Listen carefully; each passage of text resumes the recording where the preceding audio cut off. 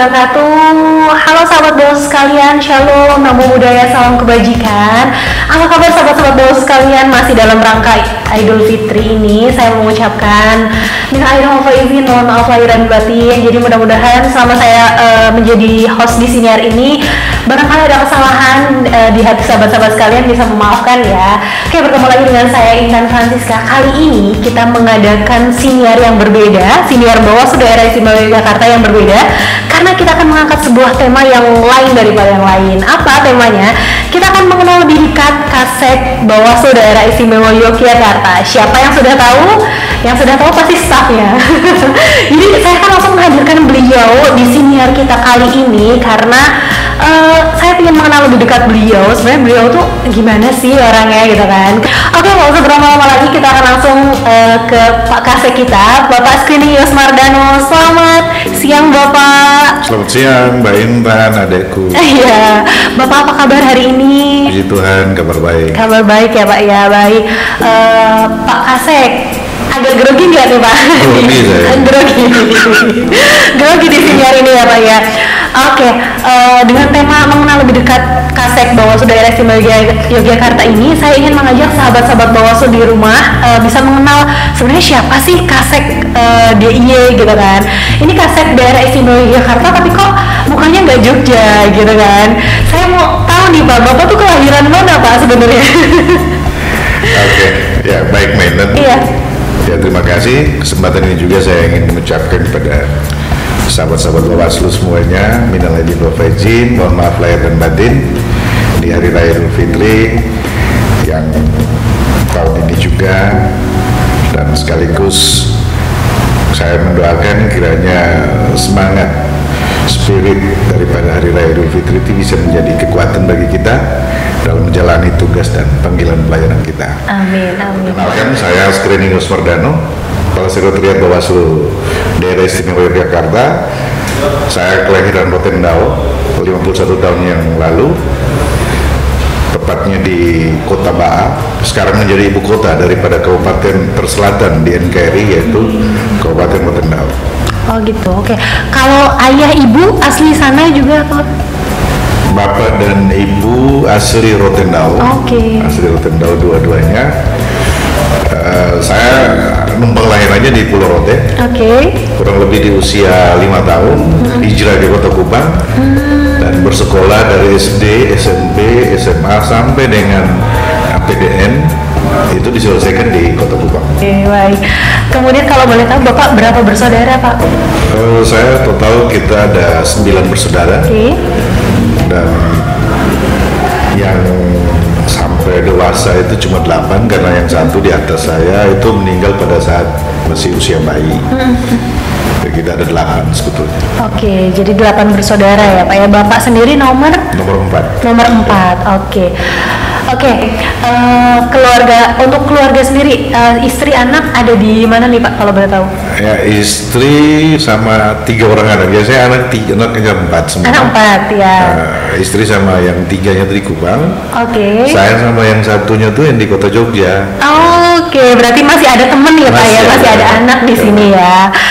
Oke.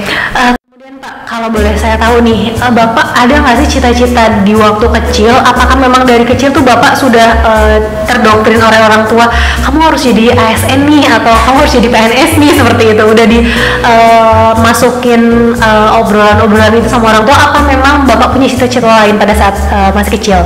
Ya, kalau bicara cita-cita, sebetulnya waktu cita-cita saya sejak kecil masih di Pulau Rote.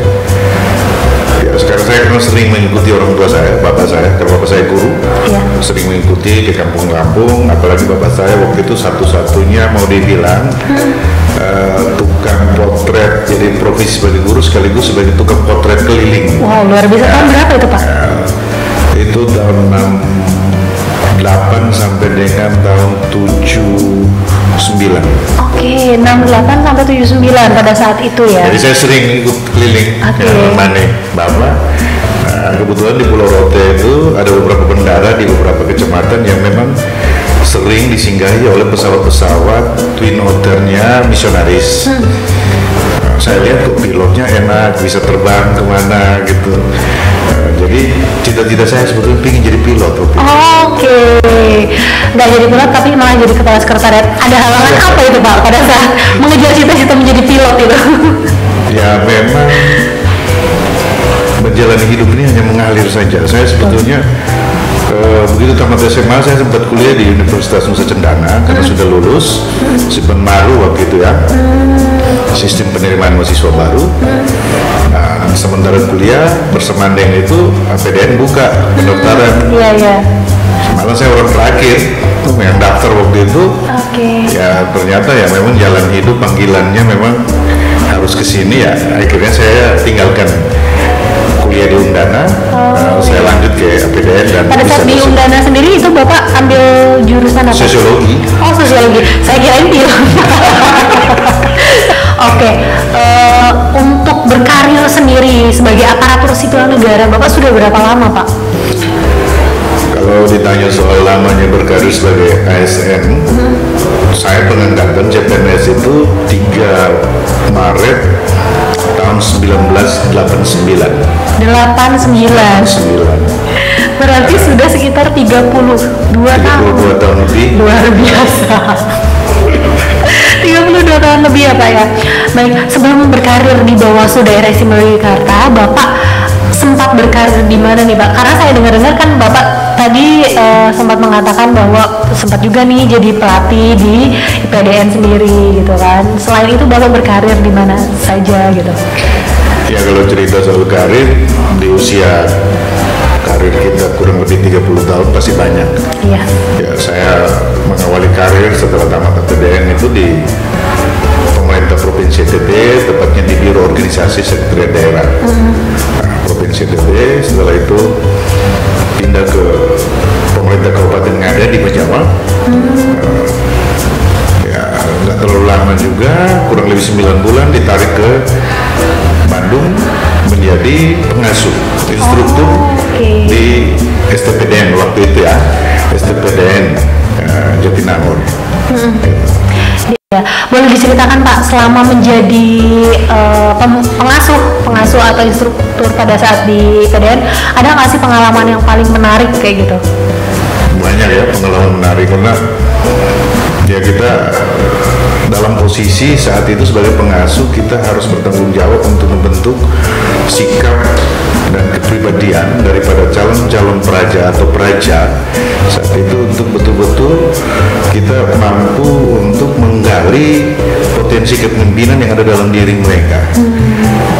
Nah di situ menariknya adalah posisi pengasuh itu dia melekat dengan praja atau siswa itu selama 24 jam.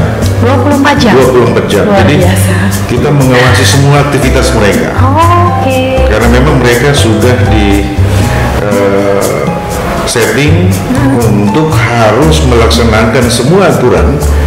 Istilahnya saat itu adalah peraturan kehidupan praja itu sejak bangun pagi sampai dengan tidur malam hari.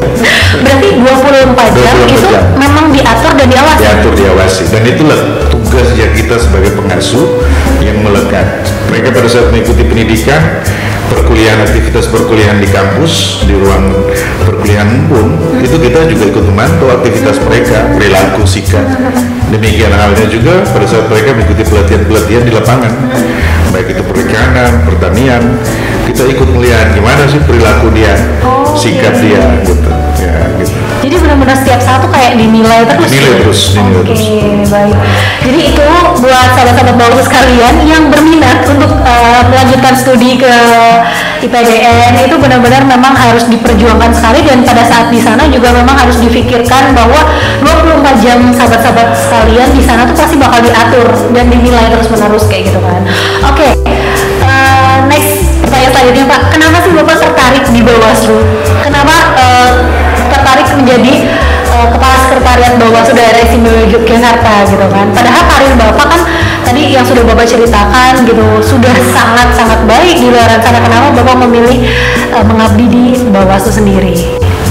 Ya, saya pengalaman dari perjalanan karir saya kurang lebih 32 tahun, lebih banyak saya habiskan di pemerintah daerah.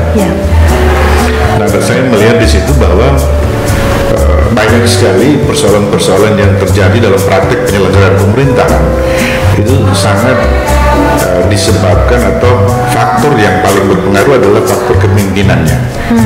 Nah, kita tahu bahwa proses untuk melahirkan seorang kepala daerah itu melalui satu proses politik.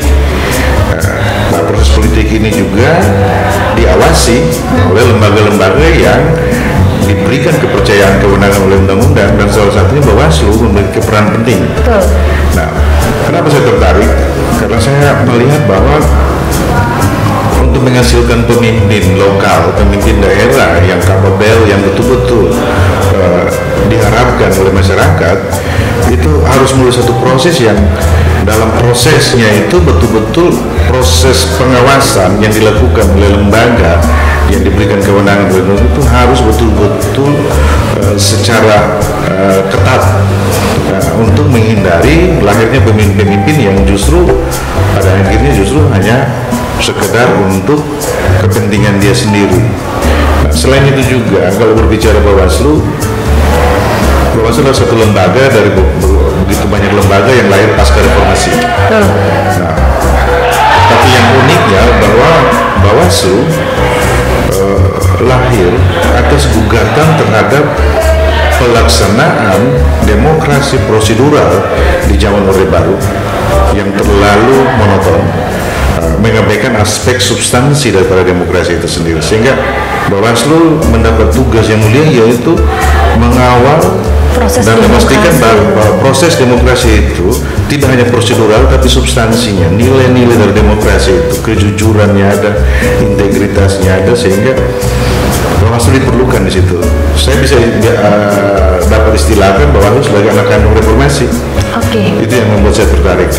Dari rasa cinta Bapak yang tulus gitu kan, kalau misalnya memang Bawaslu ini memang anak kandung dari proses reformasi itu sendiri, jadi Bapak tuh memang ingin mengabdi di Bawaslu sendiri gitu ya Pak. Pengalaman yang tidak dilupakan selama Bapak berkarir menjadi aparatur sipil negara ini apa Pak? Yang paling berkesan sekali di hidup Bapak? Kalau pengalaman yang berkesan banyak sekali. Banyak sekali pasti. Banyak sekali, baik itu waktu di PDN maupun pada saat camat. Hanya pada saat yang sangat berkesan bagi saya itu pada saat saya camat. Pada saat saya camat itu ya, camat ini kan sebetulnya perpanjangan tangan bupati di kecamatan. Iya. Tapi dia bukan bupati sebetulnya. Tapi dalam pelaksanaan tugasnya dia harus betul-betul hadir sebagai seorang bupati pada saat masyarakatnya membutuhkan. Sehingga disitulah banyak tantangan, apalagi wilayah kecamatan saya pada saat itu masyarakat yang mau dibilang setengah perkotaan, setengah pedesaan. Masyarakat pedesaan tapi dipaksakan menjadi masyarakat kota, secara mental belum siap, sehingga banyak tantangan yang ada di situ. Tapi ya bagaimana? Jadi yang paling saya ingat itu adalah berkesan bagaimana kita harus mampu mengambil keputusan dalam waktu yang singkat dengan dinamika yang begitu tinggi di kecamatan. Jadi itu yang menarik sebetulnya. Kemudian kalau boleh milih nih Pak, ingin jadi pelatih IPDN, camat atau kasek Bawaslu? Kalau boleh milih nih. Kasek Bawaslu. Iya kan, daerah istimewa itu. Luar biasa ya. Ini karena lagi podcastnya lagi seniornya di Bawaslu.